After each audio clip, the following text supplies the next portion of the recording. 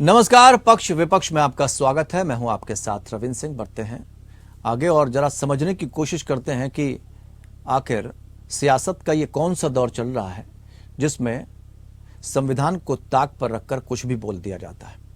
दरअसल तमिलनाडु सरकार में मंत्री और मुख्यमंत्री एम के स्टालिन के बेटे उदयनिधि स्टालिन के सनातन धर्म को लेकर दिए गए बयान पर हंगामा मचा है। उदयनिधि ने सनातन धर्म की तुलना मलेरिया और डेंगू जैसी बीमारियों से करते हुए कहा कि इसे मिटाना है। उनके इस बयान को बीजेपी ने जीनोसाइड कॉल बताया तो कांग्रेस ने इससे किनारा कर लिया। खबर देखते हैं, फिर चर्चा आगे बढ़ाते हैं।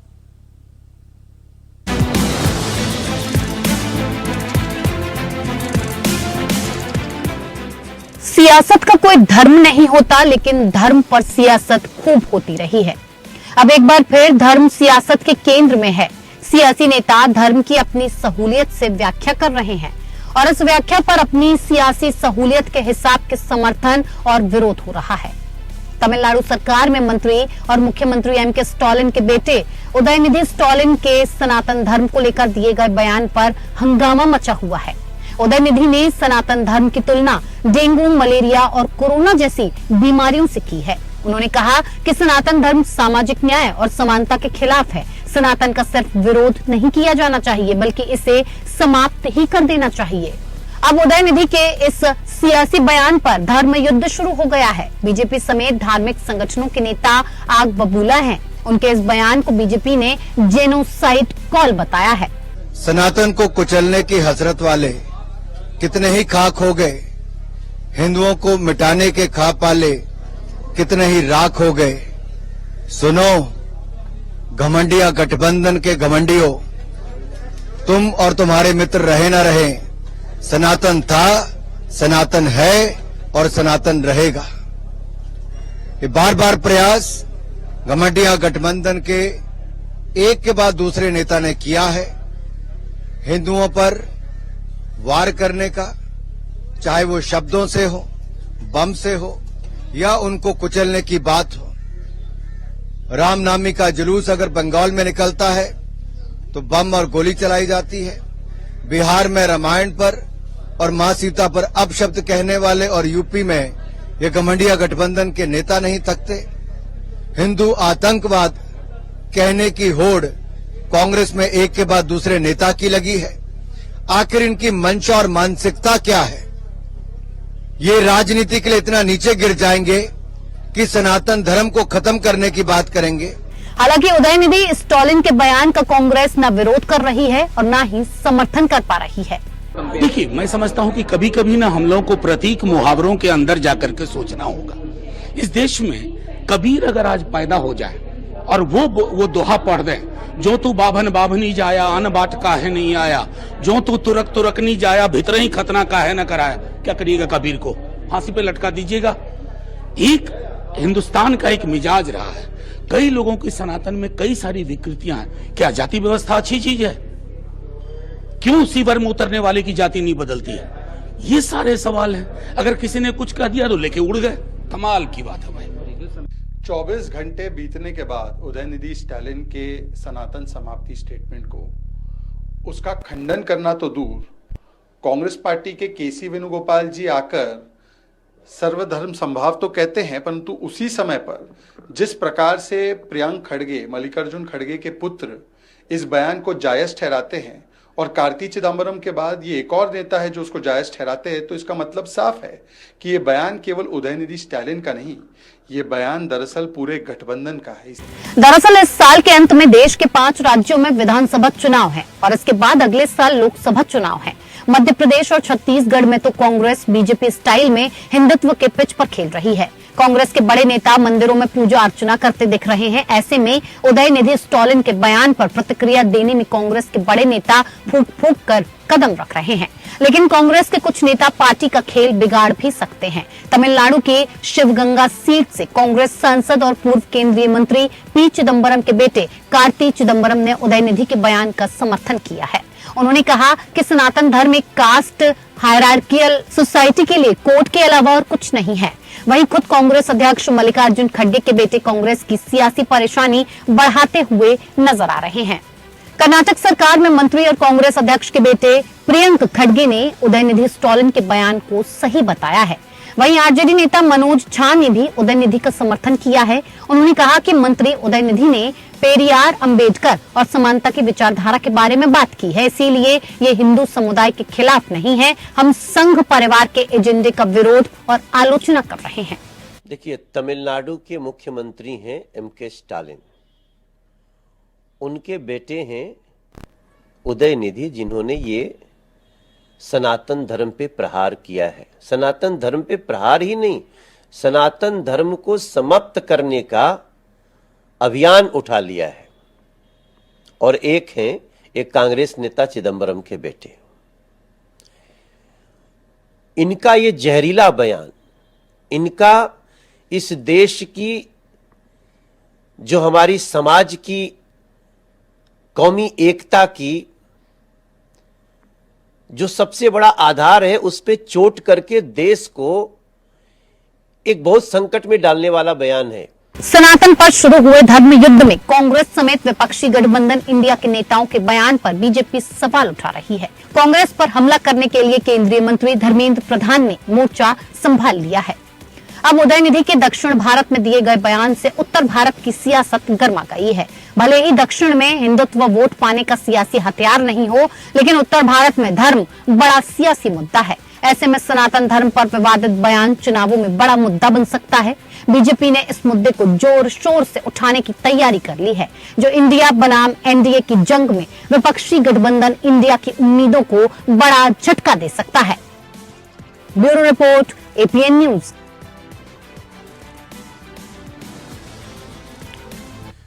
अब धर्म पर सियासत है, जबकि संविधान कहता है कि आप धर्मनिरपेक्ष होने चाहिए। संविधान की शपथ लेकर आपको नेता बनाया जाता है। जनता आपसे उम्मीद करती है कि कम से कम बोलें तो ऐसा बोलें जो पूरी की पूरी पीढ़ी के सामने एक संदेश जाए कि हम किस दिशा में बढ़ रहे हैं। सियासतदान क्या मानसिक रूप से दिवालिया हो गए हैं जो इस तरह के बयान सामने आने लगे हैं? इन सारी बातों को हमें समझना होगा और वर्तमान सियासत हमें किस तरफ ले जा रही है, ये भी हमें समझना होगा। इन सवालों के हम जवाब तलाशेंगे। 3 खास मेहमान हमारे साथ इस चर्चा में शामिल हैं। विमल डालिया, नेता भारतीय जनता पार्टी, हमारे साथ जुड़े हैं। सर, बहुत बहुत स्वागत आपका। डॉक्टर कुलदीप मलिक, नेता कांग्रेस, और जी मुकेश सिंह, नेता बीआरएस, हमारे साथ जुड़े हैं। आप दोनों का भी बहुत बहुत स्वागत। और विमल डालिया जी, इस तरह के बयानों को लेकर क्या कहना चाहेंगे? एक तरफ एक दल दूसरे दल को मिटाना चाहता है कि कोई कहता है कांग्रेस मिटाओ, कोई कहता है बीजेपी मिटाओ, तो कोई कहता है सनातन मिटाओ। अब इस तरह के बयानों से सियासतदान सत्ता में आने की कोशिश में हैं। ठीक है, हम सही दिशा में जा रहे हैं? देखिए, आज हिंदुस्तान धर्म पर आधारित देश है। जो 100 करोड़ जनता सनातन धर्म को मानती है, और सनातन धर्म का यह मतलब है कि सदा बने रहने वाला, जिसका आदि है ना अंत है। और सनातन धर्म सबसे पवित्र आज हिंदू समाज का शब्द है, जो ओम और मोक्ष के बगैर आत्मा की कोई गति नहीं है। इसलिए ऋषि मुनियों ने मोक्ष को ही सनातन धर्म माना है। लेकिन आज उदित स्टालिन जी ने जो स्टेटमेंट दिया है, जो स्पोर्ट्स मिनिस्टर है तमिलनाडु के, उन्होंने पूरे हिंदू समाज को गाली देने का काम किया है। ये कहां तक सही है? क्योंकि आज कोई सनातन धर्म 1-2 साल का धर्म नहीं है।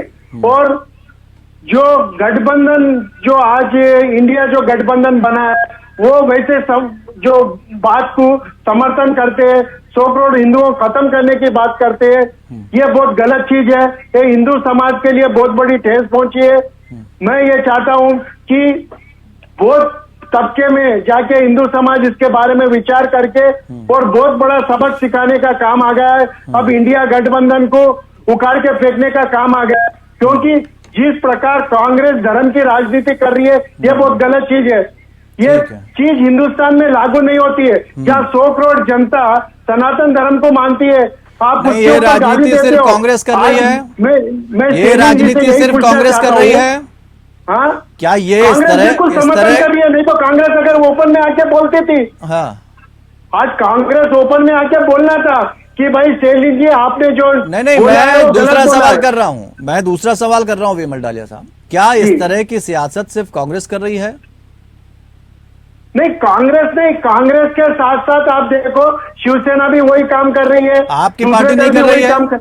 हाँ, आपके दल ने ऐसी कोई सियासत नहीं की? नहीं, कहाँ है? आप देखिए, आज हम डेवलपमेंट के बारे में ही बात कर रहे हैं, अब ये सियासत की नहीं की ना? राजनीति नहीं चलिए, कर रहे ठीक हम। है। डॉक्टर कुलदीप मलिक जी, कांग्रेस ने किनारा कर लिया इस बयान से। आखिर इस बयान को जब दिया गया है, इंडिया गठबंधन की आप बात करते हैं, इसकी मजबूती की बात करते हैं, देश को एक करने की बात करते हैं, मोहब्बत की दुकान खोलने की बात करते हैं, और आपके सहयोगी लोग इस तरह की बात करें तो कैसा लगता है? क्या ये सही दिशा में है हम? देखिए रविंद्र जी, बहुत ही बड़ा दुर्भाग्य है। और अभी जैसे भारतीय जनता पार्टी के मेरे प्रवक्ता जी भी कह रहे थे, भाई सनातन धर्म का मतलब है कभी अंत ना होने वाला, जिसका न आदि हो और न अंत हो, तो उस धर्म को कोई मिटाने की बात कैसे कर सकता है, खास तौर से हिंदुस्तान में। और अगर कोई शख्स इस तरीके की बात करता है तो उसका भाई कांग्रेस से तो कोई संबंध है नहीं। और टीवी चैनल के ऊपर मैं बिल्कुल कठोर शब्दों में इसकी भर्त्सना करता हूं, निंदा करता हूं। रही बात साथ ही साथ, क्योंकि इस तरीके की बात, सनातन धर्म को मिटाने की बात जो है आज राजनीति में हो रही, हमेशा अलग अलग टीवी चैनल या दूसरे माध्यमों से भी डॉक्टर कुलदीप मलिक एक ऐसा शख्स है जिसने हमेशा राजनीति में धर्म के समावेश पर जो है खुल के अपने विचार रखे। और मेरा यह मत है कि राजनीति में तो धर्म का कोई स्थान ही नहीं होना चाहिए। भाई राजनीति एक अलग विषय है, धर्म एक अलग विषय है। और जब जब राजनीति के अंदर धर्म का समावेश होता है तो राजनीति के जो असली मुद्दे हैं वे कहीं ना कहीं बोने पड़ जाते हैं। नहीं तो हमारा सवाल तो ये है ना, वो ये कह रहे हैं अगर वो सियासत इस तरह के धर्म से रिलेटेड करते हैं तो बाकी दल भी उसकी दिशा में बढ़ चलें, हम भेड़ चाल चल जाएं, वो करें तो हम भी करेंगे। नहीं रविंद्र जी, आप भी एक जो है जागरूक पत्रकार है, आप ये देखो कि देश में धर्म के ऊपर राजनीति कौन कर रहा? भाई इस बात का खंडन करते हैं आप? राजनीति जो है भारतीय जनता पार्टी वाले कर रहे हैं। उदयनिधि स्टालिन ने जो किया उस बात का खंडन करते हैं आप? बिल्कुल बिल्कुल, ठीक है, कुलदीप मलिक इस बात का खंडन करता है। ठीक है जी। मुकेश सिंह जी, साथ ही साथ आप गठबंधन तोड़ देंगे क्या उनके साथ? ठीक है। नहीं, आप गठबंधन तोड़ देंगे क्या? मैं हमारे मित्र से पूछना चाह रहा हूँ। विमल जी आपके पास आप आएंगे, गठबंधन सबको तोड़ मौका देंगे उनके दीजिए, साथ? बीच में नहीं, बीच में कोई ना बोले, क्योंकि ये गंभीर विषय है। आप लोगों से हमें गंभीर विचार व्यक्त करने हैं और चाहिए भी। जी रविंद्र जी, आपके चैनल के माध्यम से आज मैं देश के प्रधानमंत्री और भारतीय जनता पार्टी की सरकार से ये अपील करता हूं कि आदरणीय प्रधानमंत्री जी तो नए नए कानून बनाने में एक्सपर्ट है, भाई वे देश में एक ऐसा कानून बनाए कि देश की राजनीति में धर्म की बात ना हो। अगर कोई कानून पे भी बात कर लेंगे सर, कानून पे भी बात कर लेंगे। 2017 में फैसला दिया था 7 जजों की बेंच ने, मलिक जी 7 जजों की बेंच ने फैसला दिया था। अगर संज्ञान में हो तो पता चल जाएगा, भूल जाते हैं। याददाश्त नेताओं की कमजोर है कि किसी भी तरह से धर्म, जाति, किसी भी बात को लेकर वोट नहीं मांगा जाना चाहिए। 7 जजों की बेंच ने फैसला दिया था, भूल गए जी। ठीक है, आ रहे हैं, आपके पास भी आ रहे हैं। ठीक है जी मुकेश जी, जी मुकेश जी, ये देश को किस दिशा में ले जाएंगे इस तरह के बयान? क्योंकि ये आप संविधान की शपथ लेकर इस तरह के बयान अगर देते हैं, आप कहां से देश को एक कर लेते हैं? कहां से मोहब्बत की दुकान खुल जाएगी और कहां से हम देश को एकता के सूत्र में बांध लेंगे अगर इस तरह से बयानबाजी सामने आएगी? और जब ऐसे बयान दिए जाते हैं तो फिर किनारा कर लेते हैं, सीख देने की बजाय। रविंदर सिंह जी और विमल भाई और कुलदीप जी को मेरा नमस्कार। और जिस तरह जी रविंदर सिंह जी, आवाज आ रहा है मेरा? बिल्कुल आ रही है, बताइए बताइए। रविंदर सिंह जी, जो उदयनिधि ने जो सनातन धर्म के खिलाफ बोला, हम भी उसके खिलाफ है। जो सनातन धर्म का नाम लेगा उसका सर्वनाश हो जाएगा। और जिस तरह पब्लिक उनको अब आ रहे तो इलेक्शन में बिल्कुल स्टालिन और उनकी पार्टी को जवाब देंगे। और हम हमेशा सनातन धर्म के साथ है। नहीं, यहाँ बात सिर्फ सनातन धर्म की नहीं चल रही है सर, यहाँ बात हर धर्म की चल रही है। सियासतदान किसी भी धर्म पर क्यों सियासत करते हैं? सवाल ये है, आप सनातन को बोल दीजिए, वो दूसरे को बोल दें, ऐसे नहीं चलेगा एक पक्ष में खड़े होने। किसी भी धर्म पर सियासत के नाम पर कटाक्ष क्यों, तंज क्यों, इस तरह के बयान क्यों, ये जवाब चाहिए। बिल्कुल बिल्कुल, आप रविंदर सिंह जी जो बात बोल रहे हैं आप बिल्कुल सही है। किसी के भी धर्म को चोट पर पहुंचाना गलत है और इसको बराबर इसको कार्रवाई होना चाहिए इसके ऊपर, और कानून उसको बराबर सजा देंगे, चाहे कौन से भी धर्म पे बोले, गलत है वो। विमल डालिया जी, ऐसे बयानों को आप लोग गंभीरता से क्यों ले लेते हैं? मणिपुर में, सुन लीजिए पहले सवाल, मणिपुर में महिलाओं को नग्न अवस्था में घुमाया गया, आप पश्चिम बंगाल, राजस्थान, तब गंभीरता नजर नहीं आई। लेकिन एक विचार ऐसा मिल गया धर्म के नाम पर, उस पर सियासत भुना लीजिए। जहां गंभीर होना है वहां गंभीर नहीं होना है, और जहां गंभीरता दिखानी है वहां तो गजब। नहीं, घेर लीजिए, इस्तीफा दे दीजिए, बयानबाजी ऐसी है। नहीं, आप मणिपुर के बारे में बात करें, प्रधानमंत्री जी ने क्या कहा आपने सुना नहीं क्या? हाँ, आपके जो वहां पर मुख्यमंत्री हैं उन्होंने क्या कहा सुना आपने? उस पर गंभीरता दिखाई? नहीं, कितने लोगों पे कार्रवाई हुई है वहाँ पे आप जानते हो। लेकिन मैं बयान की बात कर रहा हूँ, कार्रवाई की बात नहीं कर रहा हूँ। होती है आपके मुख्यमंत्री ने वहां किस तरह का बयान दिया, यहाँ पर अगर आप सियासत कर रहे हैं, इस मामले को लेकर घेर रहे हैं, क्यों नहीं लगाम लगती ऐसे? अच्छा ठीक है, एक और बात बताइए, ये कपड़ों के रंग से कौन पहचानता है? नहीं, आज रविंदर जी सुनिए, हम सियासत नहीं कर रहे, हम बोल रहे हैं कि हिंदू समाज की जो आस्था है, आज जो सनातन धर्म है, अब ये मुकेश भाई जो बीआरएस के मेरे छोटे भाई है, उन्होंने बहुत अच्छा कहा कि बराबर सब धर्म का सम्मान करना चाहिए, और भारतीय जनता पार्टी वही कर रही है। मैं मुकेश भाई का समर्थन करता हूँ। पूछ तो रहे ना, उसका जवाब दीजिए ना। नहीं, सुनिए, कपड़ों के रंगों से कौन पहचान लेता है? नहीं, आज डीएमके को इतना घमंड आ चुका है कि इंडिया अलायंस के साथ आते उन्होंने आज 100 करोड़ की जनता के खिलाफ बात करना चालू कर दिया। डीएमके का घमंड तोड़ने के लिए जनता है ना। मैं तो आपसे सवाल पूछ रहा हूँ, जो आपसे सवाल पूछ रहा हूँ उसका जवाब आपको देना है। कपड़ों के रंगों से कौन पहचानता है?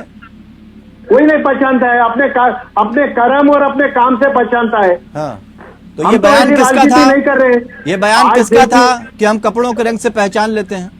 नहीं, कोई बात नहीं है, उसके अंदर में कोई बात ही नहीं है। देखिए, आज अगर हमारे हिंदुस्तान की बात करते हैं तो आज 9 साल के कार्यकाल में कभी धर्म के ऊपर बात नहीं हुई, कभी मोदी जी ने धर्म के ऊपर बात नहीं की। आज डेवलपमेंट के बारे में बात कर रही है आज, लेकिन आज जो कांग्रेस भारत जोड़ो की जगह भारत को बर्बाद करने का काम कर रही है। आप जब इलेक्शन आते हो तो आपको ये बयान देने की क्या जरूरत है? क्यों हिंदू भावना को ठेस पहुंचाते हो? आपको ऐसी क्या जरूरत है? और मैं सेलिम जी से पूछना चाहता हूँ कि भाई आप क्या पूरे मंदिरा तोड़ देंगे? आप सनातन धर्म के इतने खिलाफ है कि आप अपने घर वालों को भी मंदिर जाने से छोड़ देंगे? रोकना चाहेंगे। इस बीच हम सीधे आपको राजस्थान की तरफ लिए चलते हैं। मुख्यमंत्री अशोक गहलोत इस वक्त कुछ बोल रहे हैं, उनको सुनते हैं। There are two kind of insurance markets. One is a statutory one is a statutory insurance, which is as per chapter 11 of the Act. They have to have the